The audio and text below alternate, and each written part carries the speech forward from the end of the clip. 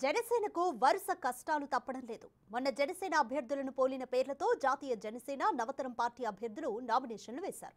ప్రస్తుతం జనసేన ఎన్నికల గుర్తైన గాజు గ్లాసును స్వతంత్ర అభ్యర్థులతో పాటు నవతరం పార్టీ అభ్యర్థులకు కేటాయించింది ఈసీ.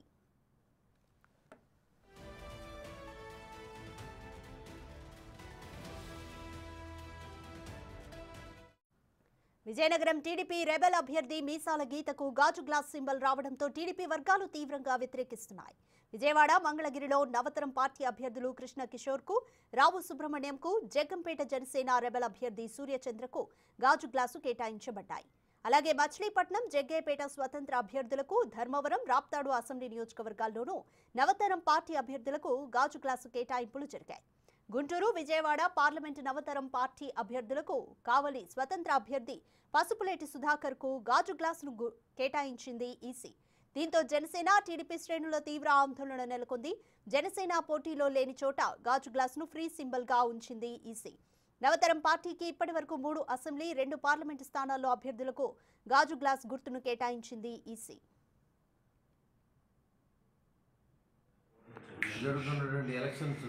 ఎంపీ, ఎమ్మెల్యే అభ్యర్థుల ఎలక్షన్స్ అన్ని భారతదేశంతో జరుగుతుంది. దాంట్లో భాగంగా ఆంధ్ర రాష్ట్రంలో జరుగుతున్న ఎలక్షన్స్లో కొన్ని ఎలక్షన్ కమిషన్ లూప్హోల్స్ని జనసేన పార్టీని దెబ్బకొట్టే విధంగా వైసీపీ ప్రభుత్వం హయాంలో కొన్ని అక్రమాలు జరుగుతూ ఉన్నాయి. మరి దానికి సహకరిస్తున్నారో లేకపోతే ఎలక్షన్ కమిషన్ లూప్హోల్స్ ఏంటో నాకు అర్థం అవ్వట్లేదు. ఎందుకంటే ఎవరైతే ఇండిపెండెంట్గా వేసిన వాళ్ళకి గ్లాస్ గుర్తు ఇవ్వడం అనేది జరిగింది జగ్గంపేటలోను, లోకేష్ బాబు గారి కాన్స్టిట్యున్సీలోను. ఇది కావాలని రాష్ట్రంలో ఎక్కడ ఇవ్వద్దని చెప్పి ఎలక్షన్ కమిషన్కి ఒక వినతి పత్రాన్ని ఆంధ్ర రాష్ట్ర మన జనసేన పార్టీ అధ్యక్షుడు కూడా ఒక అప్లికేషన్ పెట్టడం జరిగింది. అయినప్పుడు కూడా 2 గ్లాస్ గుర్తులను ఇవ్వడం జరిగింది, మంగళగిరిలోను, జగ్గంపేటలోను. మరి ఇది అంతేకాకుండా సేమ్ గుర్తులు వచ్చేలాగా, అంటే దగ్గరగా ఉన్న గుర్తులు బకెట్ని, ఒక పెన్ను స్టాండ్ని వచ్చేలాగా ఈ యొక్క ఐప్యాక్ వాళ్ళ యొక్క చిత్రంతో కన్ఫ్యూజ్ చేసే విధంగా పేరుని పోర్లు బొలిసరి శ్రీనివాస్ అని తాడేపల్లిలో నా పేరు మీద శ్రీనివాసరావుని ఇంకోటి వేయించి దానికి దగ్గరగా ఉండే గుర్తుని బకెట్ని ఇవ్వడం, అంటే ఎలాగ ఓడిపోయామని చెప్పి వీళ్ళకి అర్థమైంది. కాబట్టి ఓడిపోతున్నాం కాబట్టి ఎదరోళ్ళు ఎదురగా దెబ్బ కొట్టాలని అడ్డదారులు చూసేటువంటి వైసీపీ ప్రభుత్వ తీరుని మీరందరూ కూడా గమనించాలని రాష్ట్ర ప్రజలు నేను కోరుతా ఉన్నా. మరి ఇమీడియట్గా ఏదైతే జనసేన పార్టీ పోటీ చేసిన చోట మరి గ్లాస్ గుర్తు ఇవ్వకూడదని మేము డిమాండ్ చేస్తున్నాం. రైట్, మోర్ డీటెయిల్స్ మా ప్రతినిధి శివ అందిస్తారు. శివ, జనసేనకు వరుసగా కష్టాలు తప్పడం లేదు. ఇప్పుడు ఈసీ స్వతంత్ర అభ్యర్థులకు అలాగే నవతరం పార్టీ అభ్యర్థులకు గాజు గ్లాసు గుర్తును కేటాయించింది. దీనిపై జనసేన శ్రేణులు ఏమంటున్నాయి? ఇంకా మొత్తం మీద చూస్తుంటే దీనికి సంబంధించి కూడా జనసేన ఇప్పటికే కేంద్ర రాష్ట్ర ఎన్నికల సంఘానికి ఫిర్యాదు చేసింది. నిన్న కేంద్ర ఎన్నికల సంఘానికి ఫిర్యాదు చేసిన నేపథ్యంలో కూడా వారి దగ్గర నుంచి ఇంకా పూర్తి స్థాయిలో స్థానికంగా ఉన్న ఆర్ఓలకు ఎటువంటి ఆదేశాలు అందలేదని చెప్పి కూడా సమాచారం ఉంటుంది. ముఖ్యంగా తెలుగు రాష్ట్రాల్లో నామినేషన్ విత్డ్రా ప్రక్రియ ముగియడంతో విజయనగరం, పోలవరం, ఉండి, గన్నవరం స్థానాల్లో ఉన్న కూటమి అభ్యర్థులు రెబల్ గా పోటీ చేస్తున్న పరిస్థితి కనిపిస్తోంది. గన్నవరం కూటమి అభ్యర్థికి సంబంధించి కూడా శ్రీనివాసరావు రెబల్ అభ్యర్థికి గ్యాస్ బండని కేటాయించారు. అలాగే విజయనగరం టీడీపీ రెబల్ అభ్యర్థి మీసాల గీతకి కూడా గాజు గ్లాసు కేటాయించిన పరిస్థితి కనిపిస్తోంది. అలాగే విజయవాడ, మంగళగిరి, ధర్మవరం, రాప్తాడు నియోజకవర్గాలకు సంబంధించి విజయవాడ పార్లమెంటు, గుంటూరు పార్లమెంటుకు సంబంధించి కూడా ఏదైతే నవతరం పార్టీకి సంబంధించి కూడా గాజు గ్లాస్ గుర్తుని కేటాయించినట్లు కూడా తెలుస్తా ఉంది. అలాగే మచిలీపట్నం, జగ్గయ్యపేట స్వతంత్ర అభ్యర్థులకు కూడా గాజు గ్లాస్ గుర్తుని కేటాయించారు.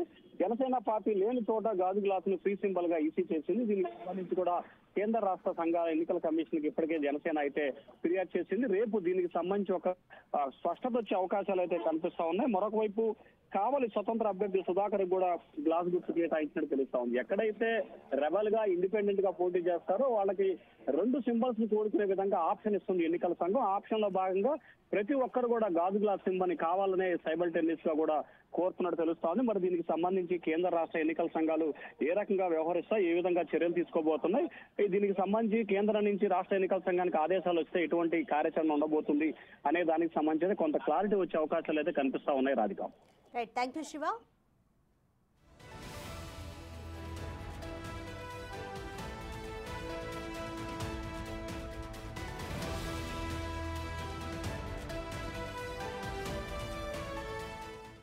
జనసేనకు వరుస కష్టాలు తప్పడం లేదు. మొన్న జనసేన అభ్యర్థులను పోలిన పేర్లతో జాతీయ జనసేన, నవతరం పార్టీ అభ్యర్థులు నామినేషన్లు వేశారు. ప్రస్తుతం జనసేన ఎన్నికల గుర్తైన గాజు గ్లాసును స్వతంత్ర అభ్యర్థులతో పాటు నవతరం పార్టీ అభ్యర్థులకు కేటాయించింది ఈసీ.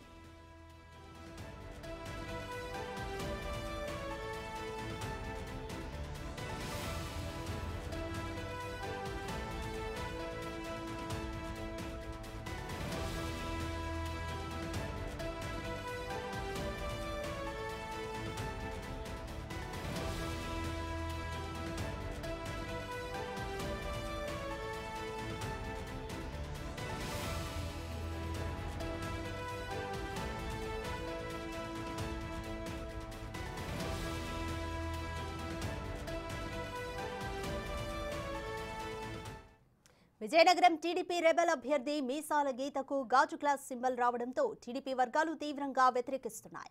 విజయవాడ, మంగళగిరిలో సైతం నవతరం పార్టీ అభ్యర్థులు కృష్ణ కిషోర్కు, రావు సుబ్రహ్మణ్యంకు, జగ్గంపేట జనసేన రెబెల్ అభ్యర్థి సూర్యచంద్రకు గాజు గ్లాసు కేటాయించబడ్డాయి. అలాగే మచిలీపట్నం, జగ్గేపేట స్వతంత్ర అభ్యర్థులకు, ధర్మవరం, రాప్తాడు అసెంబ్లీ నియోజకవర్గాల్లోనూ నవతరం పార్టీ అభ్యర్థులకు గాజు గ్లాసు కేటాయింపులు జరిగాయి. గుంటూరు, విజయవాడ పార్లమెంటు నవతరం పార్టీ అభ్యర్థులకు, కావలి స్వతంత్ర అభ్యర్థి పసుపులేటి సుధాకర్కు గాజు గ్లాసు గుర్తును కేటాయించింది ఈసీ. దీంతో జనసేన, టీడీపీ శ్రేణుల్లో తీవ్ర ఆందోళన నెలకొంది. జనసేన పోటీలో లేని చోట గాజు గ్లాసును ఫ్రీ సింబల్గా ఉంచింది ఈసీ. నవతరం పార్టీకి ఇప్పటివరకు 3 అసెంబ్లీ, 2 పార్లమెంటు స్థానాల్లో అభ్యర్థులకు గాజు గ్లాసు గుర్తును కేటాయించింది ఈసీ.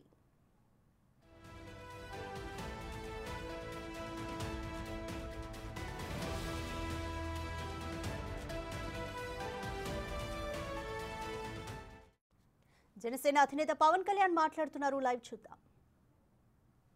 ఆంధ్రప్రదేశ్ లో ఒకళ్ళు కాదు, ఇద్దరు కాదు, 62,000 మంది విద్యార్థులు చచ్చిపోయారు.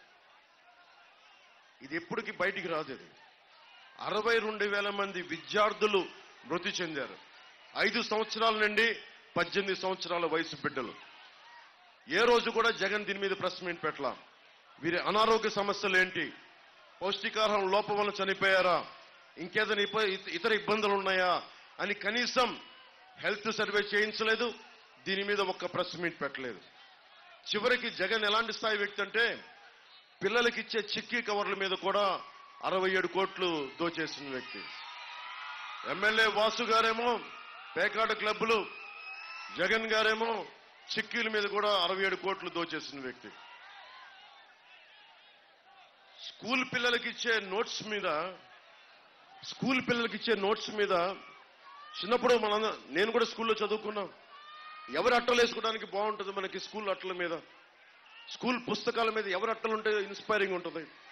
ఒక భగత్ సింగ్ పుస్తకం ముద్రణ ఉంటే బాగుంటుంది, అంబేద్కర్ గారి ఫోటో ఉంటే బాగుంటుంది, మహాత్మా గాంధీ గారి ఫోటో ఉంటే బాగుంటుంది నోట్బుక్స్ అట్టల మీద. అలాంటిది జగన్ ఫోటో ఎందుకు దరిద్రంగా ఉంటది కదా. చిన్నపిల్లలకి ఏం చెప్తున్నావా జగన్ నువ్వు? కాదు, మీరు నవ్వుతున్నారు కదా. మీరు చెప్పండి, ఈ ముఖ్యమంత్రి 5 సంవత్సరాల నుంచి బెయిల్ మీద ఉన్న వ్యక్తి. ఇతను 32 కేసుల పైన 39 కేసులు ఉన్న వ్యక్తి. 5 సంవత్సరాలు బెయిల్ మీద తిరుగుతా ఉన్నాడు. ఇక్కడున్న మీరు ఒక్కళ్ళకి పాస్పోర్ట్ కావాలి అంటే, ఏదైనా ఉద్యోగం కావాలంటే పోలీస్ వెరిఫికేషన్ కావాలి.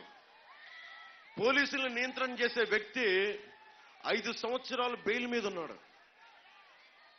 ప్రభుత్వ అధికారులు లంచాలు తీసుకుంటున్నారా లేదా అని చెక్ చేసే ఏసీబీ మీద ఆధిపత్యం చూపించే వ్యక్తి ముఖ్యమంత్రి. ఆ ముఖ్యమంత్రి మీద ఎన్ని కేసులు ఉన్నాయి? 30 కేసుల పైన, 5 సంవత్సరాల నుంచి బెయిల్. ఏం సూచిస్తుంది ఇది? మనకు ముఖ్యమంత్రి మనోడా, మన వర్గపోడా, మనోడా అని కాదు, ముఖ్యమంత్రి స్థానంలో ఉండేవాడు సరైనోడా కాదా అనేది మనం అందరం ఆలోచించాలి. మీ భవిష్యత్తు ఇది.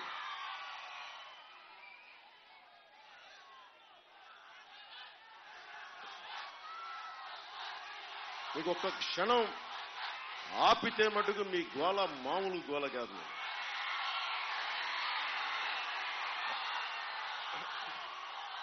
నేను ఆంధ్రప్రదేశ్, ఉమ్మడి ఆంధ్రప్రదేశ్ ఒక ప్రభుత్వ ఉద్యోగి కొడుకుని నేను. నాకేం స్థాయి ఉంటుంది అంటే ఒక మనిషి అనుకుంటే సాధించగలడు. నేను పార్టీ ఎందుకు పెట్టానంటే ఇందాక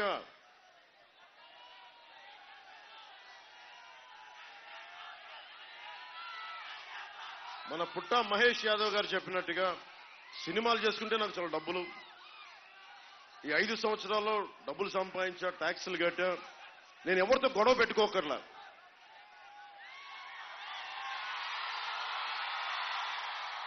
ఎవరితో గొడవలు పెట్టుకోకర్లా, సజ్జల గారి చేత మాటలనిపించుకోకర్లా, జగన్ గారితో మాటలనిపించుకోకర్లా, వెళ్ళి నేను నమస్కారాలు పెట్టి నా సినిమాకి కొంచెం టికెట్లు రేట్లు పెంచండి అంటే అయిపోయింది. ఎవరితో గొడవలు లేవు. కానీ మీకు ఏమి నచ్చుద్ది? మీకోసం నేను ఖుషీ సినిమాలో ఏ మేరా జహా, ఏ మేరా ఘర్, ఏ మేరా ఆసియా, ఏ మేరీ దునియా, తెరా కామ్ క్యా హై, ఇది సినిమాలో చెప్తే బాగుంటుంది, చప్పట్లు కొడతాం. కానీ నిజ జీవితంలో చెయ్యాలి అంటే ఎంత కష్టమో మీరు నన్ను చూస్తా ఉన్నారు. ఆ సినిమాలో చెప్పిందే చేస్తున్నా.